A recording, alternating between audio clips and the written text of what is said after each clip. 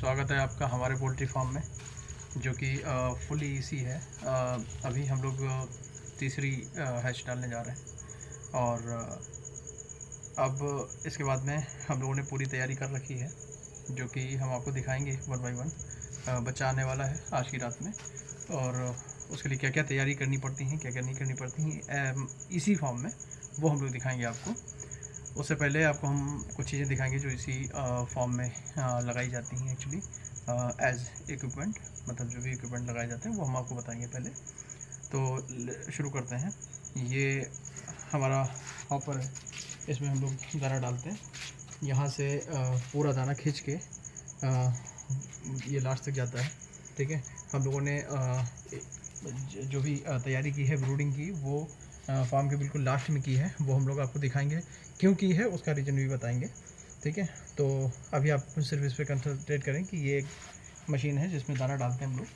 इसके थ्रू दाना पूरा हमारा सारा डिब्बों में चला जाता है, जहाँ पे हमको ज़रूरत होती है वहाँ पे हम लोग दाने को ले लेते हैं। ठीक है, और इसके साथ निपल लाइन है हमारे पास। ये निपल लाइन है जिसमें हम पानी की सप्लाई देते हैं बच्चों के लिए।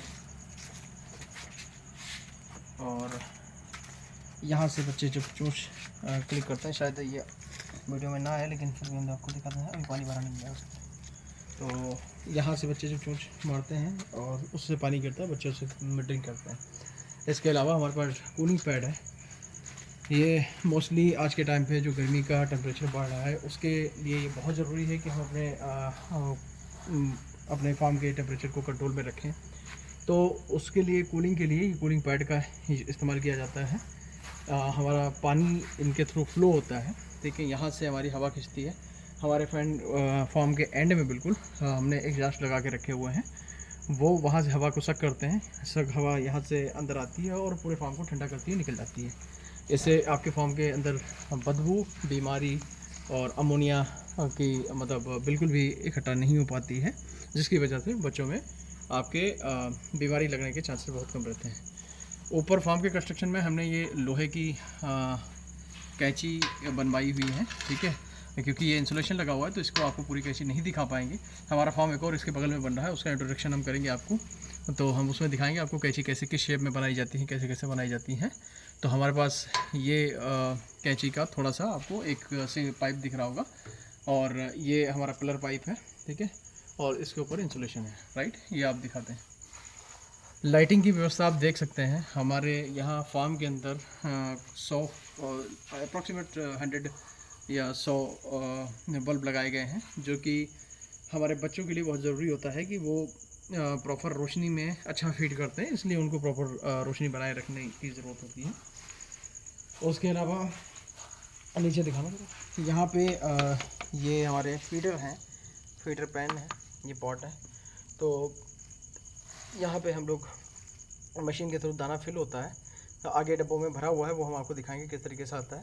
तो इसके अंदर दाना भरता है, यहाँ से बच्चे दाना फीड करते हैं। आगे चलते हैं आपको, आप दिखाते, दोनों साइड में कूलिंग पैड लगे हुए हैं। ठीक है, आ जाओ आगे चलो। ये हमारा फार्म है। इसकी लेंथ जो है अराउंड 300 फीट है, और जो विथ है मतलब चौड़ाई वो हमारी 40 फीट है। तो अप्रॉक्सीमेट 12,000 स्क्वायर फीट में हमारा ये फार्म बना हुआ है।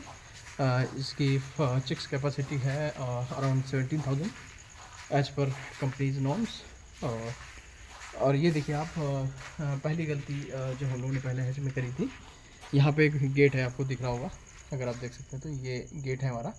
इसके अलावा हमने पहले पूरे फार्म के अंदर 3 गेट दिए होते हैं, जिसकी वजह से बच्चे जब हमने उठवाए पहली बार में, तो हम बहुत परेशान हुए, क्योंकि हमको बहुत दूरी तय करनी पड़ रही थी बच्चे को बाहर निकालने के लिए। तो उसके लिए हमने क्या किया, हर 5 कैंची के हर 50 फुट पे एक लगभग गेट लगवा दिया है। तो अब 6 गेट है हमारे फार्म के अंदर टोटल। ठीक है, एक लेफ़्ट साइड राइट साइड में है, जो कि एक सिंगल गेट है, जो इमरजेंसी गेट है, कभी खोला नहीं जाता है, लेकिन हाँ अगर ज़रूरत पड़े तो खोलते हैं, क्योंकि हम इधर से ही सारी बच्चों का डालना निकालना सब इधर से करते हैं, तो इसी का यूज़ होता है इसमें।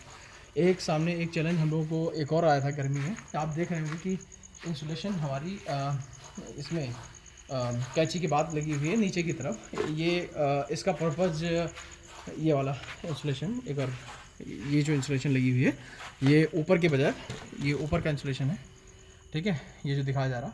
उसके अलावा ये इंसुलेशन जो है आपकी सामने की तरफ वॉल में लगी हुई है। होता क्या है कि जब सूरज पूरब से निकलता है तो इस साइड जब आता था तो पूरी जो लाइट है वो हमारी यहाँ पे पड़ती थी। इसकी वजह से नीचे लगभग 8-10 फुट बच्चा, क्योंकि उसकी चमक बहुत तेज़ होती है जून जुलाई की गर्मी में, तो उसकी चमक की वजह से बच्चा ये स्पेस पूरा लगभग 2 लाइन का स्पेस पूरा छोड़ के बैठता था। तो उसकी वजह से काफ़ी कंजेशन हुआ, बहुत ज़्यादा दिक्कत हुई बच्चों को। और मतलब उसमें फिर हम लोगों ने एक सोल्यूशन ये निकाला कि हम लोगों ने साइडों में इंसुलेशन लगवा दिया, तो जो कि बहुत हेल्पफुल है। लगभग ये टेम्परेचर भी मेंटेन करता है, एक्चुअली हीट जो पड़ती है उसको भी मेंटेन करता है, ये अंदर नहीं आने देता है। और दूसरा ये हमारा चमक जो बच्चों में पड़ रही थी उसको भी कंट्रोल किया। उसके बाद हम आपको अभी जो हम लोगों ने तैयारी की है वो ब्रूडिंग एरिया की, वो हम आपको दिखाने जाएंगे। ये हमारा फार्म है, आप देख सकते हैं। जब तक हम लोग बिल्कुल नेचुरल एंड प्योर वीडियो बना रहे हैं, इसमें कोई भी एडिटिंग वगैरह नहीं है, इसलिए हम मतलब जो भी है वो आपको दिखाते हुए चल रहे हैं, राइट।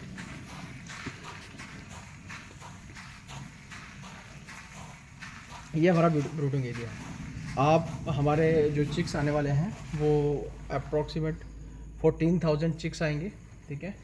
और उसमें हमने क्या किया हुआ है आप देख सकते हैं। हमने 1 2 3 4 सेक्शन बनाए हुए हैं। हमारा टारगेट है कि हम 1/4 करके चिक्स सब में डालेंगे, ठीक है। क्यों ये किया, अब तक हम लोग क्या करते थे, क्योंकि बिल्कुल ओपन मतलब इतने एरिया में हम पूरी तरीके से सारे चिक्स एक जगह पे डाल देते थे। तो उसकी वजह से एक प्रॉब्लम ये आई थी हम लोगों को कि सारे चिक्स कई बार एक जगह इकट्ठा हो जाते थे। दूसरा, कुछ शाई चिक्स होते हैं या कुछ वीक चिक्स होते हैं जिनको प्रॉपर फीड नहीं मिल पाता है, क्योंकि जब सारे चिक्स एक जगह पे इकट्ठा हो गए ना, उसके बाद में प्रॉब्लम क्रिएट होती है बच्चे को फीड करने में। तो उसकी वजह से वेट में वेरिएशंस आते थे लास्ट में। जैसे कोई बच्चा 1 किलो का ही रह गया, वो बच्चे 1500 ग्राम के हो गए हैं। तो वो वेरिएशंस कम करने के लिए हमने इसमें डिवाइडर डाले। ये हमारा तीसरा लॉट है, तो हम तीसरे लॉट की इस तरीके से कुछ तैयारी करेंगे। हो सकता है कुछ और कमियां आगे हमको इम्प्रूव करने का मौका मिले, लेकिन फ़िलहाल के लिए हमने इसमें 4 डिवाइडर डाल दिए हैं। लोग ये राउंड शेप में भी आप कर सकते हैं, लेकिन उसके लिए चूँकि ये इसी फॉर्म है, फुली ऑटोमेटिक है, तो इसको राउंड शेप में मतलब 14,000 बच्चों को मैनेज करना थोड़ा सा मुश्किल है। तो इसलिए हमने इसको स्क्वायर शेप में ही डाला हुआ है, क्योंकि बड़े एरिया में मैनेज करना है, तो इसलिए स्क्वायर शेप में ही डाला है। नहीं तो बहुत ज़्यादा वो उसमें काम करना पड़ेगा आपको एक्चुअली। अब आप ये मैनुअल फीडर देख रहे होंगे, राइट। ये मैनुअल फीडर्स हैं जो कि आप लोग जानते होंगे, ये टर्बो है। तो इसमें क्या होता है कि जो स्टार्टिंग में फर्स्ट 2-3 डेज़ का बच्चा जो रहता है वो उसको बहुत सारी जगहों पे हम लोग ये फीडर्स लगा के रखते हैं कि बच्चा जहाँ पे भी वहाँ पे उसको फीड मिलना चाहिए प्रॉपर्ली। क्योंकि बच्चा जब आता है ना बहुत थका हुआ डरा हुआ सा होता है, तो इसलिए उसको वो जहाँ भी बैठे वहाँ पे उसको फीड होना चाहिए। पहले हम लोग यहाँ पे एक्चुअली अखबार बिछाया करते थे। नाउ एक सोल्यूशन हमने निकाला है, ये एक शीट है, ठीक है। ये आपके यहाँ पे इजली अवेलेबल होगी, नॉर्मल सी शीट है प्लास्टिक की, जो कि हमने बिछाई हुई है। वो आप देख सकते हैं, इसको हमने सीधा बिल्कुल काट के 1.5 फुट के साइज़ से हमने इसको काट के बिछा दिया है पूरा, ठीक है। और हमने लाइन से बिल्कुल दाना डाल दिया है। तो ये हमारी 2 चीज़ों के प्रॉब्लम सॉल्व करेगी। एक तो हमको अखबार बिछाने में बहुत प्रॉब्लम होती थी। नाउ द सेकंड थिंग कि उसको तुरंत बाद मतलब निकाल के और हम उसको मतलब दूसरे तीसरे दिन निकाल के उसको फेंकना होता है, ठीक है। हम क्या करेंगे, इसको वॉश करके दोबारा रख लेंगे, तो हमारा एक जो रिपीटेडली जो एक्सपेंस होते हैं, मतलब जो खर्चा होता है बराबर, वो हमारा बच जाएगा। जो कि आज के टाइम पे मतलब 50 रुपये किलो रद्दी मिलती है, तो हमारा 20 किलो लगभग रद्दी लग जाता था। तो उसको हटा के हमने ये लिया है, ये 5,000 रुपये की शीट पड़ी हमको। तो हमने 4 शीट के टुकड़े काटे हैं और पूरे में लगा दिए हैं। 4 जगह पर लगे हुए हैं, आप दिखा सकते हैं पूरी तरीके से। 1 2 3 4 मतलब 4 दिखा दो।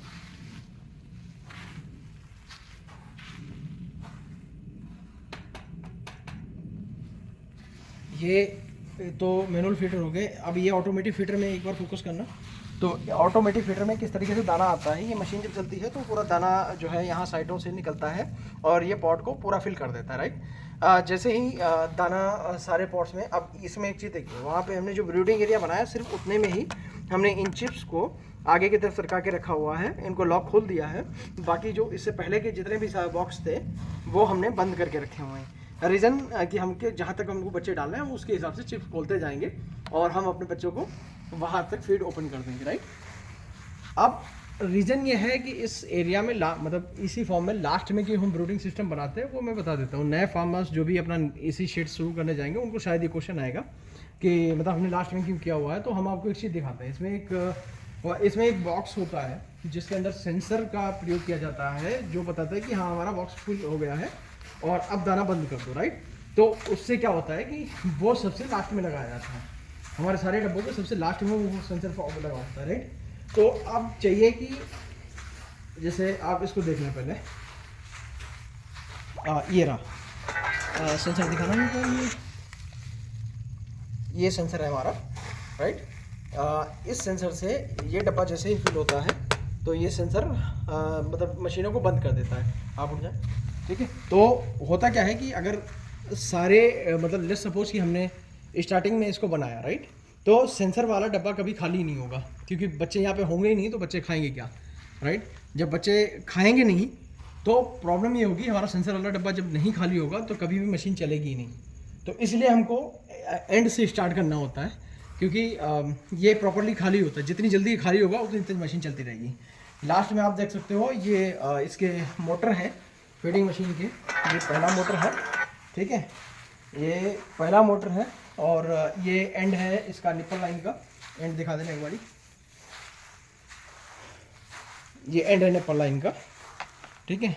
यहाँ से हम प्रेशर को अगर बाई से वॉश आउट करना होता है या कुछ भी वॉश करना होता है तो हम यहाँ से पानी निकाल के दिखाना, यहाँ से पानी निकाल देते हैं सारा गंदा पानी, और हम लोग इसको वॉश करते हैं, जिसको हम तेजाब वगैरह डाल के साफ़ करते हैं बाद में। अब आप आगे बढ़ते, ये मोटर दिखा दिया, मोटर है। और सामने की तरफ हमारे 3 मोटर लगे हुए हैं, क्योंकि 3 फीटर लाइन लगी है हमारी 40 फुट के एरिया में। मुझे लगता है जो कि सफिशेंट नहीं है, आपको चाहिए कि आप 40 फुट के एरिया में 4 लाइनें लगवाएं तो ज़्यादा सही रहेगा, क्योंकि हमको बाद में मैनुअल फीटर्स को कुछ दिन तक डाल के चलाने पड़ते हैं। इसके लिए आप 4 लाइनें लगवाएं तो ज़्यादा बेहतर होगा। नाउ ये हमारा 8 पॉइंट का, ठीक है, कंट्रोल पैनल है, सॉरी 1 2 3 4 5 6 7 पॉइंट का है। इसमें जो पहला वाला पॉइंट रहता है वो कूलिंग पंप का है, और बाकी के जो बच्चे वो 6 हैं, वो 6 फैन सामने की तरफ लगे हुए हैं। आप एग्जॉस्ट फैन पे फोकस कर दें, ये 6 फैन हमारे एंड में लगे हुए हैं, जो कि कम है। मतलब हमने एक लोकल ठेकेदार से बनवाया था ये फार्म, तो उसकी वजह से और मतलब जो वो कर सके वो किया उन्होंने। तो ये 6 फैन लगाए थे उन्होंने, जो कि कंपनी के नॉर्म्स के हिसाब से कम है, कि एटलीस्ट 8 फैन होने चाहिए थे इसमें। तो आप देख सकते हैं 1 2 3 4 5 6 फैन लगे हैं, जिनके 6 पॉइंट है हमारे पास। और एक पॉइंट इसमें जो मैंने बताया कि आपका कूलिंग पैड का है, जो ऑटोमेटिकली कूलिंग पैड के मोटर्स को ऑन करता है, ठीक है, और ऑटोमेटिकली ऑफ करता है। तो कूलिंग पैड भीगे रहने चाहिए आपके, उन पर पानी चलता रहना चाहिए, तब आपका ये अच्छा काम करता है। नाउ यहाँ पे आप देख रहे हैं, यहाँ पे टेम्परेचर है, राइट, ये 29.2 कर रखा हुआ है अभी, क्योंकि फ़ैन चल रहे थे, इसलिए फार्म का बाहर का टेम्परेचर अभी 35-36 डिग्री हो रखा है, अंदर का टेम्परेचर 29.2 हो रखा है, क्योंकि अभी हम लोग अंदर काम कर रहे थे तो गर्म हो रहा था, तो उसके लिए हमने फ़ैन चलाए, कूलिंग पैड चलाया। अब हम इसको नहीं चलाएंगे, क्योंकि हमारे जो चिक्स आ रहे हैं उनको 33 डिग्री का टेम्परेचर चाहिए होता है, राइट। स्टार्टिंग में हम डिग्री में बता रहे हैं, फ़ारेनहाइट में आप लोग अप्रॉक्सीमेट कैलकुलेट कर सकते हैं, 105 के आसपास रहेगा। तो वो टेम्परेचर चाहिए होता है ब्रूडिंग के लिए, तो उसके लिए हमने अब फ़ैन बंद कर दिए हैं, ठीक है। मैं एक बार आपको फ़ैन ऑन करके भी दिखा देता हूँ, आप देख सकते हैं। यहाँ से मैं मैनुअली ऑन करूँगा, ठीक है। यहाँ पे ऑटो मैनुअल दोनों होता है, कि क्या होता है कि हम यहाँ से टेम्परेचर जब सेट कर देते हैं, राइट, टेम्परेचर सेट करने के बाद में ये ऑटो पे सेट कर देते हैं। अगर टेम्परेचर हमारा वहाँ से मीट करता है, लेट्स सपोज कि हमने 29 डाल के रखा हुआ, राइट, 29 के ऊपर अगर टेम्परेचर जाएगा तो 6 के 6 फैन चलते रहेंगे। जैसे जैसे टेम्परेचर डाउन होता जाएगा, वैसे वैसे अगर 29 मैच कर गया तो 6 के 6 फैन अपने ऑटोमेटिकली बंद हो जाएंगे। एक तरीका ये होता है। दूसरा तरीका ये होता है कि हम इसको मैनुअली ऑन कर सकते हैं। तो मैनुअली ऑन करने के लिए मैं आपको एक बार दिखा देता हूँ कि ऑटोमेटिकली ऑन करने का कोई मतलब नहीं, क्योंकि हमने अभी टेम्परेचर सेट नहीं किया हुआ, राइट। तो अभी आप मैनुअली देखेंगे, एक वाला फैन ऑन हो गया।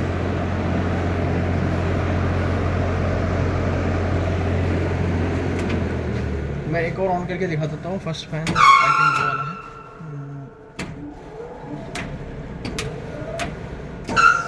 ये वाला देखो।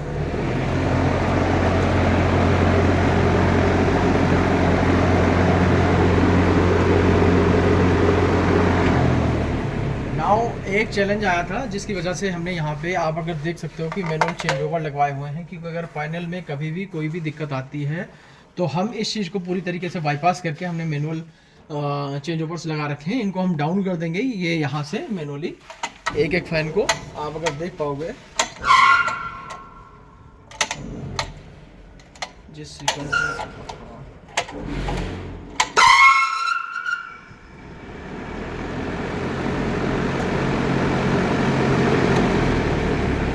देख सकते हो, इसको हम मैनुअली भी सेट कर सकते हैं। मतलब अगर कोई भाई डिफ़ॉल्ट बाई चांस कोई भी फॉल्ट आता है हमारे इस पैनल के अंदर, तो हम उसको पूरी तरीके से बाईपास करते हैं। सेम इसी तरीके से हमने कूलिंग पैड के मोटर्स पे भी लगा रखा है, जो हमारे स्टार्टिंग में पूरा चेंज ओवर लगा हुआ है। अगर बाई चांस कोई इसके कोई भी एमसीबी ख़राब होती है, कुछ भी, इसमें पूरा ऑटोमेशन पे होता है। एक्चुअली मैं आपको दिखा देता हूँ खोल के, ये सारा ऑटो कंट्रोल्ड होता है। इसमें सारी एमसीबी जो है ऑटोमेटिकली कंट्रोल करती हैं सारी चीज़ों को, ये ऑन ऑफ करती हैं यहाँ से, ठीक है। तो इसकी वजह से कभी ये इलेक्ट्रॉनिक आइटम है, कभी भी कोई भी फॉल्ट आता है तो हमने बाईपास सिस्टम बना रखा है पूरा, क्योंकि ये इसी फॉर्म है तो इजी नहीं होता इसको मैनेज करना, ठीक है। बहुत सारे चैलेंजेस होते हैं। अब आप आ जाएं इस पर, ये एक पैनल और है, ये हमारा फीडर लाइन का, राइट। इसमें आप अगर देख सकते हो, अगर आपको दिख रहा होगा यहाँ पे ऑटो एंड मैनुअल लिखा हुआ है। एक मिनट मैं पन्नी हटा देता हूँ। हाँ, ऑटो की तरफ ही मूव करके रखा हुआ है, क्योंकि हमारा सेंसर्स जितने जगह हैं वो सब ऑटोमेटिकली काम करते हैं, राइट। इसको मैनुअली चला देंगे, अगर आप मशीन की आवाज़ सुन पाएंगे भी 1 मिनट के लिए,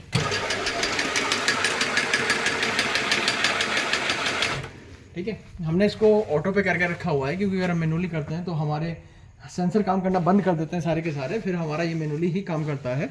और मैनुअली में हमें अपने आप चेक करना पड़ता है कि कौन सा डब्बा भर गया है, कौन सा नहीं भरा, तो वो एक हेक्टिक काम है। इसको हमेशा ऑटोमेशन पे ही रखते हैं, ऑटो पे डाल के रखते हैं। कभी मशीन की सफाई करनी होती है, कुछ करना होता है तो हम मैनुअली इसको चलाते हैं, राइट। अदरवाइज हम इसको हमेशा ऑफ करके ही रखते हैं, मैनुअली रखते हैं और ऑटोमेटिकली रखते हैं। इन स्टार्टिंग हमने एक गलती की थी कि हमने यहाँ पे एक कोई भी गेट नहीं दिया हुआ था शुरुआत में।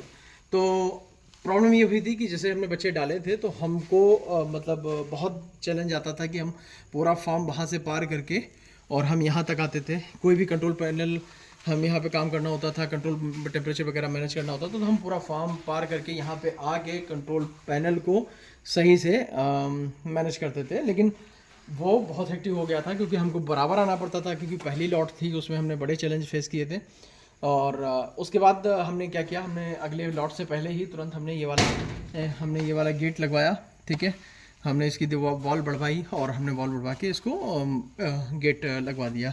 अब हम क्या करते हैं, हम बाहर से आते हैं, बाहर से ताला डाल के रखते हैं, बाहर से आते हैं, बाहर से खोलते हैं ताला, हम अपने कंट्रोल पैनल के पास होते हैं। ना दूसरी चीज़, कंपनी के हिसाब से ये कंट्रोल पैनल स्टार्टिंग में होना चाहिए था IB के हिसाब से, बट हमारे लोकल वेंडर्स के हिसाब से ये लास्ट में होना चाहिए, क्योंकि कई सारे रीजन्स उन्होंने हमको बता दिए। लेकिन अभी कंपनी हमारा दूसरा फॉर्म बना रही है, उसके हिसाब से जो भी है, मतलब हमने लास्ट में ही रखा हुआ है उसको, सॉरी स्टार्टिंग में ही रखा हुआ है। अब हम लास्ट में लेके नहीं है, हमारा वो भी काम खत्म हो जाएगा कि हमारा गेट कहाँ पे रहना चाहिए, नहीं रहना चाहिए, हम वहीं से सारी चीज़ें कंट्रोल कर लेंगे बिल्कुल स्टार्टिंग से। तो ये था आज का हमारा सेशन। एक बार आप ब्रूडिंग एरिया दिखा दें। ब्रूडिंग एरिया में अभी टेम्परेचर हम कोई भी टेम्परेचर के लिए कोई डिवाइस नहीं लगाएंगे। कल को जब भी हमारा टेम्परेचर डाउन होगा एटमॉस्फेयर का, तो हम उसके बाद हम यहाँ पे सारे ब्रूडर या हीटर्स या जो भी चीज़ें होंगी हम उसको लगाएंगे। उसका वीडियो हम अलग से बनाएंगे जब ठंडी शुरू हो जाएगी। आप ये देख सकते हो यहाँ पे साइड में बिल्कुल हमने दाना डाल के भर के डाला हुआ है, क्योंकि बच्चे को बिल्कुल दाना मिलना चाहिए, प्रॉपर फीड मिलना चाहिए। मुझे पता है ये 2 बजे के बाद से ये भी खाली हो जाना है, ठीक है। तो हम दोबारा से इसको स्प्रे करेंगे दाने को। ये 2 दिन तक डाल के रखते हैं इस तरीके से, फिर बच्चा मैच्योर हो जाता है, वो अपने आप खाने लगता है। एक चैलेंज और है, ये आप दिखाना दो। यहाँ पे आप देख सकते हो एक गत्ता लगाया हुआ है हम लोगों ने, ठीक है। ये बहुत बारीक चीज़ है, मैं बता देता हूँ। जो भी हमारे मतलब किसान भाई हैं, वो जब ये ब्रूडिंग करें तो उसमें बच्चा बहुत छोटा होता है। हमने ये पाइप लगवा रखे हैं ड्रेनिंग के लिए। जब फार्म क्लीन करते हैं, हमारे फार्म में फ़र्श हो रखा है एक्चुअली, तो फ़र्श है हमारे फार्म में। आप लोग अगर देखना चाहें तो ये देख सकते हैं, हमने फार्म में फ़र्श करा के रखा हुआ है। तो फ़र्श की वजह से क्या हुआ कि हमको ये ड्रेनेज सिस्टम बनवाना पड़ा। ड्रेनेज सिस्टम में एक चैलेंज आया था कि हमने इसमें कुछ नहीं लगाया था, तो कम से कम हमारे 100 बच्चे पूरे बाद में हमको इन पाइप्स के अंदर मिले थे। तो ये सारे चैलेंज हम इसलिए बता रहे हैं क्योंकि आपको ना मतलब ये इस चीज़ को फेस ना करना पड़े। एक चीज़ और है जो बहुत ज़रूरी है, सेंसर के पास लेके चलो। आपको हमेशा एक चीज़ पे बहुत ध्यान देना है कि आपका सेंसर वाला डब्बा ये रहा, ये है सेंसर वाला डब्बा एक्चुअली, ठीक है। ये प्रॉपर खाली हो रहा है नहीं हो रहा है, इस पर आपका हमेशा फोकस रहना चाहिए। ये डब्बा आपका ऐसा है कि ये डब्बा हमेशा आपका जितना जल्दी खाली हो सके उतना बेहतर होता है आपके लिए। तो इसको प्रॉपर्ली ध्यान में रखें, क्योंकि ये एक बड़ा चैलेंज है हमारे साथ में। क्योंकि हम क्या करते हैं, अक्सर डब्बे स्टार्टिंग के देखते हैं, ठीक है, डब्बे स्टार्टिंग में देख लेते हैं भरा है कि नहीं भरा है। एक चैलेंज आया था हमारे लिए, क्योंकि हमने बीच में, जैसे आप डिवाइडर देख रहे हो तो खैर ब्रूडिंग सिस्टम के लिए हैं। फर्स्ट लॉट में हमने एक और गलती करी थी, हमने एंड में, यहाँ एंड में बिल्कुल मोटरों के पास में, और एक स्टार्टिंग में डिवाइडर, ये जो आप देख रहे हैं बीच में, ये डाले हुए थे। हमने बीच में कोई डिवाइडर नहीं डाला हुआ था, तो उसकी वजह से क्या हुआ था, गर्मी की हीट की वजह से हमारा सारा का सारा बच्चा कूलिंग पैड के एरिया में शिफ्ट हो गया था, जिसकी वजह से बहुत कंजेशन हुआ था। कोई मोर्टालिटी नहीं हुई थी, लेकिन वेट गेन नहीं किए थे वो शुरुआत के जो बच्चे थे, वो वेट गेन नहीं किए थे। जो इधर रह गए वो अच्छा वेट गेन कर गए थे, तो वो एक प्रॉब्लम थी। तो उसके लिए आपको प्रॉपर्ली डिवाइड करके रखना है, क्योंकि ठंडी हवा जिधर से भी आती है बच्चा उधर शिफ्ट हो जाता है। ये एक चैलेंज है। दूसरा, हमने सेंसर वाले डब्बे पे ध्यान नहीं दिया था बिल्कुल भी, तो उसकी वजह से क्या होता था कि जो बच्चा जहाँ पे ज़्यादा है वहाँ पे डब्बे खाली हो जाते थे। तो सेंसर की वजह से हमने डब्बे पे ध्यान नहीं दिया था, तो सेंसर वाला डब्बा खाली नहीं हो पाता था लंबे समय के लिए, तो काफ़ी लंबा टाइम हो जाता था, जिसमें कई बार बच्चे जो है ना भूखे रह जाते थे। तो वो चैलेंज हमने एक फेस किया शुरुआत में, तो अभी हम उसको भी टैकल कर पाए हैं, तो अब उसमें भी कोई प्रॉब्लम नहीं है। ये हमारा ब्रूडिंग एरिया। अभी हमने ड्रिंकर नहीं लगाए हैं, आप जैसे देख पा रहे होंगे, आप सोच रहे होंगे कि ड्रिंकर क्यों नहीं लगाए। ड्रिंकर लगाने की बजाय अभी अराउंड 9:30 हो रहा है टाइम, और हमारे जो बच्चे हैं वो लगभग 1 बजे के आसपास आने वाले हैं। तो उसमें एक्चुअली शुरुआत में ही हमको पहले दिन ही हम कोई भी अपनी तरफ से गुड़, छिरका या कोई भी ऐसा आइटम हम मतलब देसी आइटम यूज़ नहीं करते हैं, जिसकी वजह से जो कंपनी नहीं बताती। हम प्योरली कंपनी डिपेंडेंट है, कंपनी जो हमको बताती है वही करते हैं, उसके अलावा हम कुछ नहीं करते हैं, राइट। अपनी तरफ से कोई ऐड ऑन नहीं करते हैं। तो एक चीज़ हम बताना चाहेंगे, क्योंकि लोग अक्सर देखते हैं जामुन का छिड़का, गुड़ का फलाना ढिमाका या ORS या कुछ भी मिलाते हैं, हम लोग नहीं मिलाते हैं। सिंपल आप देख सकते हैं, हमने कहीं ना ही हम मिलाएंगे। हाँ, जो IV की एम्ब्रोफ्लॉक्सासिन और ब्रोमेक्सिन करके जो एक एंटीबायोटिक है इनकी, वही सिर्फ चलाने को बोला जाता है 3 दिन तक, तो हम वही चलाते हैं, उसके अलावा हम कुछ नहीं चलाते। प्लेन पानी चलाते हैं, उसके अलावा सिर्फ वो एंटीबायोटिक चलाते हैं, राइट। मैं ऐड ऑन नहीं करता हूँ कुछ भी, मुझे नहीं एक्सपेंस करना कोई भी एक्स्ट्रा, जब तक कंपनी नहीं बताती हमको। तो ये सिंपल है, ठीक है। लोगों ने मिथ बनाई हुई है या क्या है मुझे नहीं पता, मैंने आज तक नहीं यूज़ किया, मैं अपना बताना चाहता हूँ आपको। तो ये हमारा ब्रूडिंग एरिया रेडी है।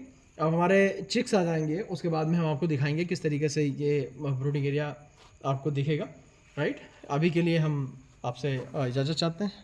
नमस्कार, आदाब, सत श्री अकाल।